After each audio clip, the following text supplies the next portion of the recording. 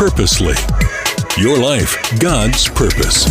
Listen at onpurposely.com. Got 2 questions for you as we begin our time together today, and I'm so glad you're here. The first one is, what's your hard?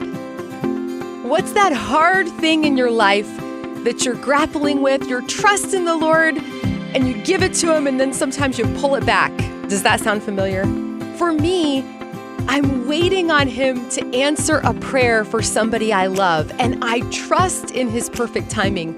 But sometimes I confess, I wish He worked a little more quickly. Okay, second question. It's straight out of Genesis chapter 18, verse 14. Is anything too hard for the Lord? It's a rhetorical question because the answer is absolutely not. Nothing is too hard for our God. He can do anything. You can underline anything, put it in italics, put the letters in bold. He is faithful.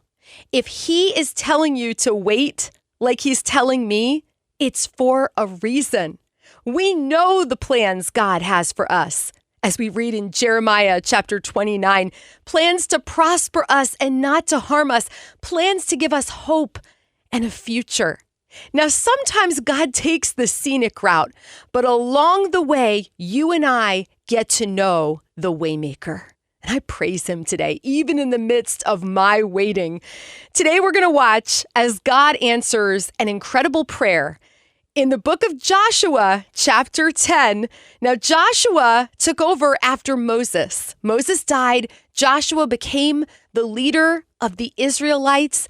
And you know, he led them to the promised land, but there were many enemies in their way. And Joshua and the Israelites were busy defeating them with God's assistance.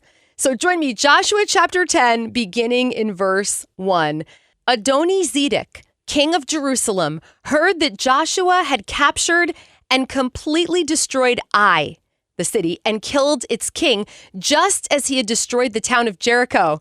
You might remember that little song from Sunday school, Joshua won the battle of Jericho and the walls came tumbling down, and killed its king. He also learned that the Gibeonites had made peace with Israel and were now their allies. He and his people became very afraid when they heard all this because Gibeon was a large town, as large as the royal cities and larger than Ai, and the Gibeonite men were strong warriors. So King Adoni-Zedek of Jerusalem sent messengers to several other kings. Okay, so these kings are mad at any country that is siding with Israel. They think that together they'll defeat God's people. We're going to learn their names now here in verse 3. Hoham of Hebron, Piram of Jarmuth, Japhia of Lachish, and Deber of Eglon. Come and help me destroy Gibeon, he urged them, for they have made peace with Joshua and the people of Israel.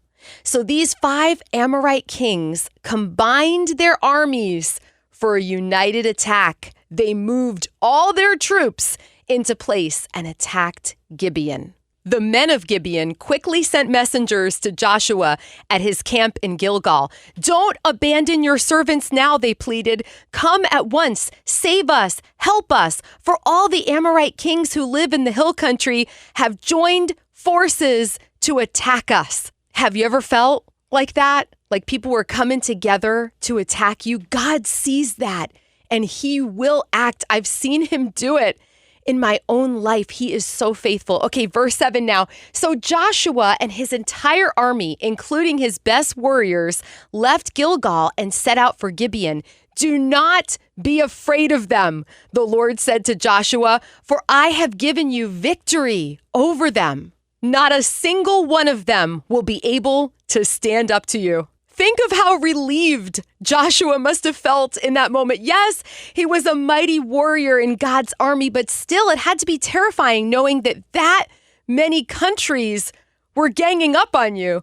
Okay, verse 9 now. Joshua traveled all night from Gilgal and took the Amorite armies by surprise. The Lord threw them into a panic, and the Israelites slaughtered great numbers of them at Gibeon.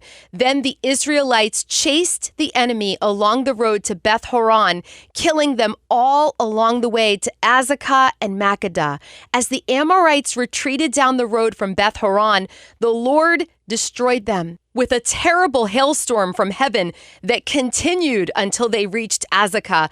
The hail killed more of the enemy than the Israelites killed with the sword. On the day the Lord gave the Israelites victory over the Amorites, Joshua prayed to the Lord in front of all the people of Israel. He said, "Let the sun stand still over Gibeon and the moon over the valley of Ajalon." So the sun stood still and the moon stayed in place until the nation of Israel had defeated its enemies. Is this event not recorded in the book of Jashar? The sun stayed in the middle of the day and it did not set as on a normal day. There has never been a day like this one before or since when the Lord answered such a prayer. Surely the Lord fought for Israel that day. Wow. You know what's even more incredible than the story you and I just read is that he fights for you just like that. We're talking about the same God that was with Joshua, who made him strong and courageous, is fighting for you and making you strong and courageous. In Exodus 14:14, you and I read, "The Lord himself will fight for you. Just stay calm." He's not sending an emissary or an ambassador on his behalf. There's no pinch hitter. The Lord himself will fight for you.